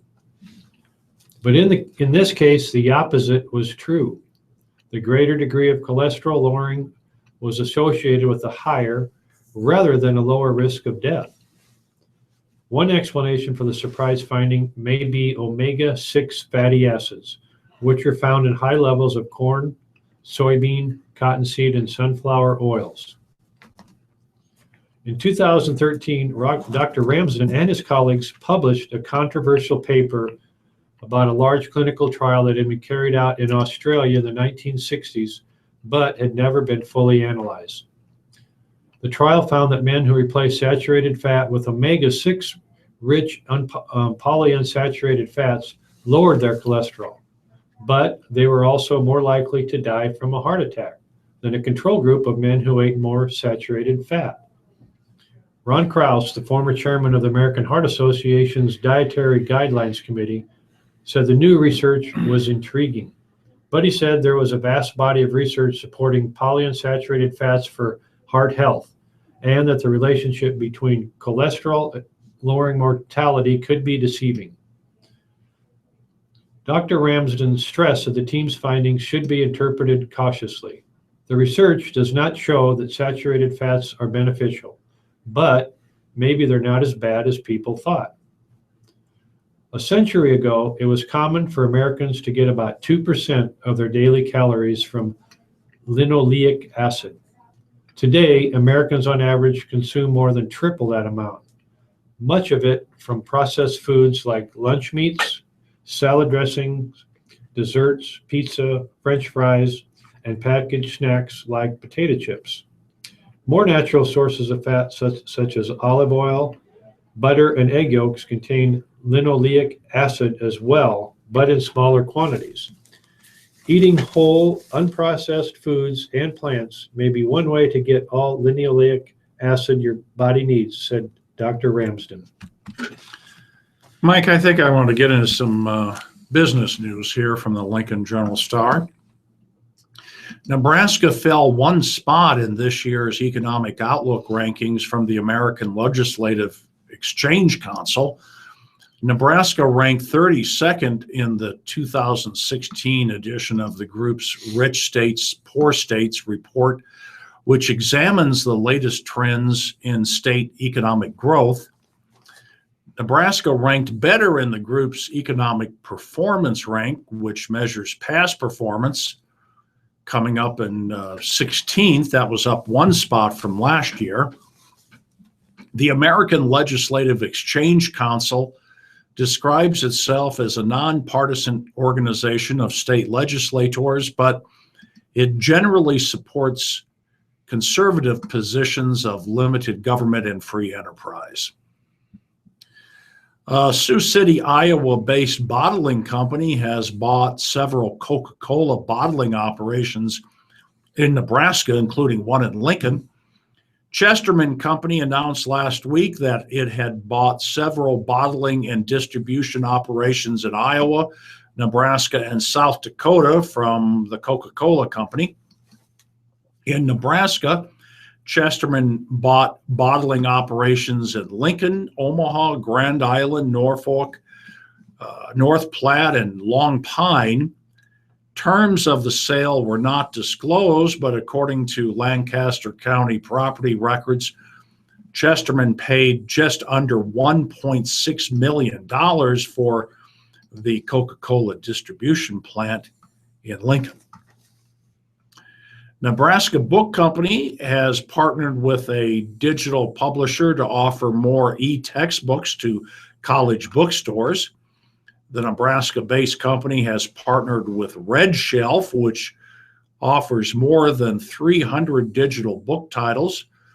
The two companies said the partnership will offer college bookstores the opportunity to sell more e-textbooks, both in store and online. Clients have been requesting additional options in regard to offering digital content to meet the growing demand from students. And our partnership with Red Shelf allows us to not only fulfill that demand with a great product, but also strengthen the presence of independent college stores. Nebraska Books President and Chief Executive Officer Ben Rigsby said in a press release. Stocks posted solid gains on Tuesday, led by gains in energy companies after news reports said Saudi Arabia and Russia were working towards an agreement to cut oil production. The Dow Jones Industrial Average rose 164.84 points, or 0.9%, to 17,721.25. Standard & Poor's 500 index climbed 19.73 points, or 1%, to 2,061.72. And the NASDAQ composite increased 38.69 points, or 0.8%, to 4,872.09. Oil prices moved sharply higher after Russian officials told Interfax, the Russian news agency, that they plan to reach a deal with Saudi Arabia to cut oil production. Benchmark U.S. crude oil climbed $1.81, or 4.5%, to $42.17 a barrel in New York. Stephen, moving on to some business information concerning Uber. Ride-hailing startups compete in Uber for Children niche. The juggle of work, school, and myriad extracurricular activities is all too familiar to parents like Kelly Aluise of Los Angeles. Her 12-year-old daughter, Emma, had enrolled in August for after-school surfing and swimming. Ms. Aluise and her ex-husband, who work full-time, didn't know how they would get her to the activities. Complicating matters, Ms. Aluise's schedule as a real estate agent with Keller Williams is unpredictable. I didn't know how I was going to get Emma where she needed to be and do my job, she said, so I asked the school's principal what I should do, and he handed me a brochure for Hop, Skip, Drive, Ms. Aluise said. She now schedules 3 rides a week for her daughter, which costs about $45 to $50 per week. While ride-hailing services have been popular in the startup economy, new entrepreneurs are going after a specific niche, providing rides for children. These startups are nibbling at the industry's fringes, where Uber and Lyft, at least officially, don't go. Per policy at Uber and Lyft, drivers are not supposed to give rides to unaccompanied minors. Although they are still testing the waters in a small number of markets, the sector is already becoming competitive. It's part of a bigger trend of ride-hailing, with services finding ways to capture a very specific market segment, said Harry Campbell, who writes about the industry at his blog, therideshareguy.com, and is a driver for Uber and Lyft. There is Wings, which specializes in airport rides. Lyft Hero, which provides rides to older consumers, and Chariot for Women, set to start this month in Boston, aiming to serve women or children under the age of 13. Full-time working mothers started Hop Skip Drive, which serves all of Los Angeles County and much of Orange County.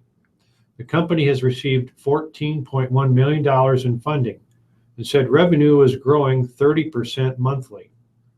It was preceded by Shuttle, which began in 2014 and which has raised $12 million. To help reassure worried parents, these companies provide a level of safety and security that Ubers of the world do not, including fingerprinting and extensive interviewing, and they use software that monitors the driver's speed and conduct.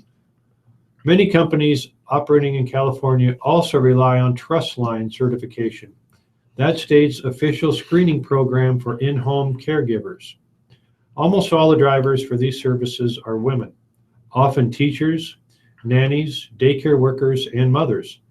Most companies carry insurance that exceeds state requirements and covers liability related to driver or babysitter conduct. These niche startups are also coming up at a time when there is industry skepticism about whether on-demand services can offer price and convenience competitively for the long term. To a certain extent, many of these startups still compete against Uber and Lyft because many drivers for those companies don't know about the unaccompanied minor policy or choose to look the other way once they have picked up an underage passenger. I would say between 10 and 20% of rides are minors, and it's increasing, said Ms. Campbell. As parents try these services, they are becoming more comfortable with the idea of allowing a stranger to drive their children. Ms. Aluise, for instance, receives a photo of her car and the driver ahead of time, which she places inside her daughter's lunchbox. The driver wears a Hop Skip Drive shirt and uses a password that confirms her identity to Emma. Miss Aluise receives a text message when her daughter gets in the car and when she arrives at her destination. And during that time, Emma is never unsupervised. Last year, Ms. Aluise spent $150 a week for her babysitter to pick Emma up twice a week from school. I didn't know anything about her car either, so that was a little terrifying, she said. Ride-hailing for children appears to have started in 2013 with Boost, a youth transportation service created by the Business Innovation Group at Mercedes-Benz Research and Development North America in Sunnyvale, California. Since then, entrepreneurs have offered additional services to consumers as they try to set themselves apart from the competition. Zum, which started in January in the San Francisco Bay Area, provides babysitting if needed in conjunction with the rides for children aged 5 to 15. Zoom just completed a seed round of funding for a little more than $1 million. During its early phase, revenue and customers are growing 65% month over month. Today, the company provides 150 to 200 riders a day. One company in this sector has already repositioned itself in response to customer feedback. Kango, which serves the San Francisco Bay Area, started as Kangado, a platform for parents seeking carpools in their neighborhoods. Although that function still exists, the company changed its model after parents said they wanted non-shared rides for their children and babysitting services. Many of these companies have modest expansion plans, in part because of the need to hire well-vetted drivers. It takes a lot of work to keep supply and demand in balance, said Doug Alley, chief executive of Shuttle. The demand is there, but it's not the same as in other industries. If you don't get your groceries delivered, it's not the end of the world. But we're talking about someone's child.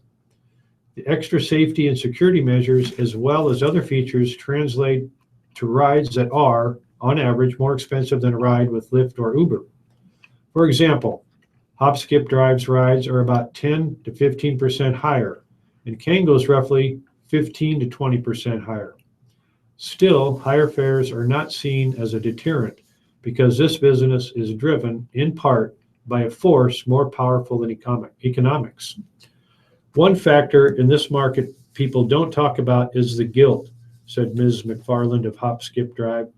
There's no shortage of that. Well, I got a couple stories here. Mike from the Lincoln Journal-Star on Husker baseball and women's basketball. The Blue Jays got a game winner in the ninth inning, and I didn't realize it, but they that ended a 7-game losing streak to the Huskers of 4 years, I think. Yep. Brent Murray was still wiping off the shaving cream facial, wearing a sweatshirt over his drenched jersey, and worried about how he'd get the buttons repaired on his uniform. Such are the problems with delivering the game-winning single to Wright to help Creighton to a 4-3 victory over Nebraska Tuesday night at TD Ameritrade Park. Nebraska had a 7-game win streak over the Blue Jays snapped. Reagan Fowler lined a double off an outside and low pitch to open the bottom of the ninth, and he advanced to second on a grounder to first and scored on Murray's hit. It was just looking to get some. I was just looking to get something. Gotta turn the page here. I was just looking to get something to the outfield to score Reagan, and here came a fastball, and I was able to get a hold of it, Murray said. Nebraska was limited to 8 hits by a series of Creighton pitchers, including starter Austin Strauschine, who threw 4 2/3 innings and allowed just 2 hits in his first start. Nebraska's numbers 1 through 4 hitters, who were all hot at the plate lately, were limited to 1 hit in 16 at-bats, a single by Ryan Bolt in the 8th inning. Nebraska got a runner on in the 9th when Luis Alvarado singled with 2 outs, but Creighton closer David Gerber struck out Jesse Wilkening to end the threat. Obviously, we are not swinging well, and some of our selection in certain counts was brutal, said Coach Darren Erdstad, whose team fell to 22-11. The Huskers, who fell to Northwestern Sunday, lost back-to-back games for the first time since a doubleheader loss to Long Beach State in early March. NU has lost 3 of its last 6 games. We'll get to some drills and reach a solution and get ready to play this weekend, said Erdstad, and that game's going to be at Michigan. Jake Myers, a sophomore right fielder from Omaha West Side, doubled and scored in the first on a single by Luis Alvarado. Myers tripled and scored on a sacrifice fly from Alvarado in the 7th to give Nebraska a 3-2 lead. Creighton regained the lead with 2 runs in the bottom of the 6th when reliever Reese Edens gave up 4 consecutive one-out singles, including a infield squibber to third that he beat out. 2 teams with decent records in a cleanly played game, no errors, a few walks, and we came out on the short end, said Erdstad. Asked if he thought his team could rally with Myers and Alvarado up in the 9th, Erdstad said he expects everybody in his lineup to hit, but after first baseman Scott Schreiber fanned, Myers grounded to second, and although Alvarado singled, Gerber struck out Jesse Wilkening to end the 9th inning. Erdstad praised the pitching efforts of Derek Burkamper, who threw 5 innings of 2-hit ball, walked none, and struck out 5 in his first start in almost 2 weeks. Burkamper had struggled in his last 3 starts and was used in relief twice last week. That's the best Derek's thrown all season, Erdstad said. He had a changeup for the first time all season. Creighton coach Ed Cervantes said the game was much better than anyone could have expected. We walked 2 and they walked 1, and it was a clean game, he said. I think our guys were a little tired of those 7 straight losses. And Mike, would you mind if I read what Steve Sipple says about the Nope, go right ahead. about the change in women's basketball coaches? This is Amy Williams. Okay, this is Steve Sipple, which, by the way, is my favorite sports writer in the state of Nebraska. So Yes. she won the room. That's a good start. Amy Williams was formally introduced Tuesday as the new Nebraska women's basketball coach. It felt natural for a good reason. She was a 5'6" walk-on guard at NU from 94 to 98. She doesn't look much different. In fact, it almost felt like she never left. She has that type of personality, ready smile, down to earth. If she seemed a bit nervous in the spotlight, well, it was endearing. It made her seem that much more real. You tend to trust her. Trust is crucial, obviously, in the messy situation she inherits. But Tuesday was a good day for the new coach and the program, a fresh start. Thing is, she had what was perhaps a more important engagement Monday night when she met with the current players. Let's see, I gotta flip the page here. She captivated the room with our team, Nebraska Athletic Director Sean Eichhorst said. She surprised me. She's got great charisma. She's determined. She's passionate. She's smart, but she's genuine, totally genuine. She is who she says she is, and she knows who she is. Simple saying, I don't pretend to know Williams well enough, though I covered Nebraska women's basketball when she was the quintessential overachieving walk-on who eventually earned a scholarship. That was many moons ago, but I'm guessing one of her best characteristics endures. For the program's sake, I hope it endures. I'll forever remember a moment of utter selfishness on her part it occurred in 1998, maybe it was 97, during the Big 12 tournament at Municipal Auditorium in downtown Kansas City. In my usual state of confusion, I accidentally stumbled into the women's restroom. Yeah, it happens. It's happened to you. You know the feelings. Confusion followed closely by terror. I was in the terror stage when Williams entered the room. She evidently noticed the panic on my face. Oh, Sipple, don't worry, she said right away. I won't tell anyone. Okay, perhaps that seems minor to you, but think about it. That's the very definition of selflessness. She could have reacted any number of ways. She could have easily personalized the situation. Her reaction speaks volumes about her. She was non-judgmental. She showed compassion. In her new role, those traits could be difference makers. She takes over a team that comes off a season defined largely by a 2-month-long investigation by the Nebraska Athletic Department into allegations that former head coach Connie Yori mistreated players and fostered a negative, dysfunctional culture. The investigation included a lengthy interrogation with compliance officials and administrators watching practice. It's easy to imagine a divided team, a group desperately in need of strong leadership from the new head coach. I'm guessing Williams will push forward without being overly judgmental of her new players.